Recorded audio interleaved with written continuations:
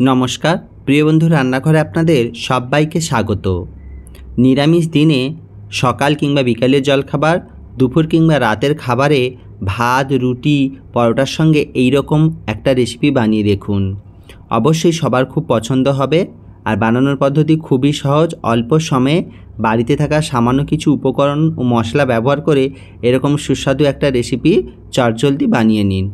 बानानोर जोन्नो एखाने निये नियेछि बेश किछु सब्जी। बाड़ीते जे समस्त सब्जीगुलो आमरा रेगुलारली रान्ना बान्ना करी सेइगुलोई अल्प अल्प करे एकटु करे नियेछि। एखाने किन्तु निर्दिष्ट करे कोनो सब्जी निते होबे एमन कोनो कथा नेই। जार काछे যতটুকু পরিমাণে সবজি থাকবে নিতে পারেন। এখানে আমি ছোট ছোট করে অল্প একটু ঝিঙে কেটে নিয়েছি একটা কাঁচকলা, অল্প একটু পটল এবং সঙ্গে নিয়েছি আলু। আলুর পরিমাণটা একদমই কম দিয়েছি, আলুটা না দিলেও চলে। এখানে একটা কাঁকরোল কেটে নিয়েছি একদম পাতলা পাতলা করে, আর নিয়েছি অল্প একটু মিষ্টি কুমড়ো। সমস্ত সবজিগুলো একটু ছোট ছোট করে কেটেছি যাতে সময় একটু কম লাগে। এরকম সাধারণ রান্নাও খেতে কিন্তু এরকমভাবে বানালে অসাধারণ লাগে। এবার একটা কড়াই খুব ভালো করে গরম করে নিয়েছি, নিয়ে তার মধ্যে দিয়ে দিলাম 3 চামচ মতো সরষের তেল। আমি রান্নাটা সরষের তেলে করেছি, আপনারা চাইলে সাদা তেলেও বানাতে পারেন, তবে সরষের তেলে বানালে টেস্টটা খুব ভালো হয়। তেলটা ভালো করে গরম হতেই দিয়ে দিয়েছি অল্প একটু চিনেবাদাম। বাদামটা খুব ভালো করে তেলের মধ্যে ভেজে নিচ্ছি। এবার এর মধ্যে দিয়ে দিলাম হাফ চামচ 5 ফোড়ন। 5 ফোড়নটা দেওয়ার পরে এবার সমস্ত ধুয়ে রাখা সবজিগুলো একসঙ্গে আমি দিয়ে দিলাম। এরকম ধরনের মিক্স সবজি কিন্তু ছোটরাও খেতে খুব পছন্দ করবে, আর যারা সবজি খেতে পছন্দ করে না এইভাবে একবার বানিয়ে দেখুন, অবশ্যই সবার খুব পছন্দ হবে। এবার সমস্ত সবজিগুলো দিয়ে 1 মিনিট মতো এটাকে খুব ভালো করে ভেজে নেব। গ্যাসের ফ্লেমটা কিন্তু আমি হাইতেই রেখেছি। প্রথমে লবণ না দিয়ে 1 মিনিট মতো ভেজে নিচ্ছি।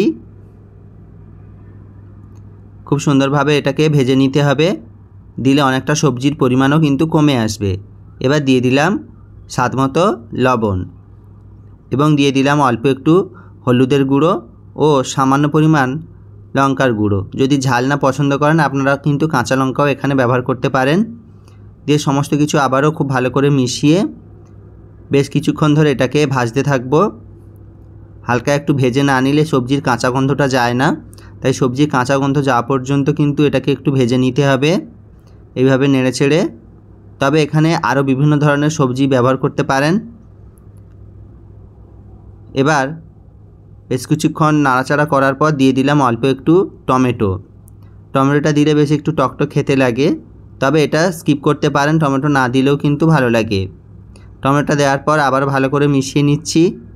দেখুন সবজি থেকে কিন্তু অল্প অল্প জল ছাড়তে শুরু করেছে।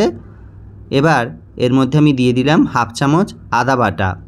প্রথমে তেলে আদা না দিয়ে এইরকম সবজির মধ্যে আদা দিয়ে একবার রান্না করে দেখবেন, গন্ধটাও খুব সুন্দর হয় আর খেতেও খুব ভালো লাগে। আদা দেওয়ার পরে ভালো করে একটু ভেজে নিলাম, নেওয়ার পরে দিয়ে দেবো এখানে পরিমাণ মতো জল। সমস্ত সবজিগুলোই কিন্তু ভাজতে ভাজতে বেশিরভাগটাই সেদ্ধ হয়ে গেছে, তবে আলুটা সেদ্ধ হওয়ার জন্য এবং সবজিগুলো আরেকটু গলে যাওয়ার জন্য অল্প একটু জল আমি দিয়ে দিয়েছি। তবে যারা গ্রেভি বানাতে চান তারা কিন্তু অল্প একটু জল বেশি করেই দিতে পারেন। জলটা দিয়ে ভালো করে এটাকে ফুটিয়ে সমস্ত সবজিগুলো সেদ্ধ করে নেব। দেখুন আমার কিন্তু এখানে সবজিগুলো প্রায় সেদ্ধ হয়ে এসেছে। দিয়ে দিলাম স্বাদের ব্যালেন্সের জন্য অল্প সামান্য একটু চিনিটা দিয়ে খুব ভালো করে নেড়ে চেড়ে নিলাম। আগের থেকে সবজিগুলো অনেকটাই কিন্তু গলে গিয়েছে। এবার ভালো করে নেড়ে নিয়ে একটু দেখে নিলাম ভালো করে সবজিগুলো সেদ্ধ হয়েছে কি না।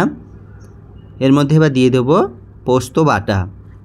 এখানে আমি 3 চামচ মতো পোস্ত বাটা দিয়ে দিলাম। চাইলে কিন্তু অল্প একটু সরষেও এর মধ্যে মিশিয়ে দিতে পারেন, তবে এখানে আমি শুধুমাত্র পোস্ত ব্যবহার করেছি।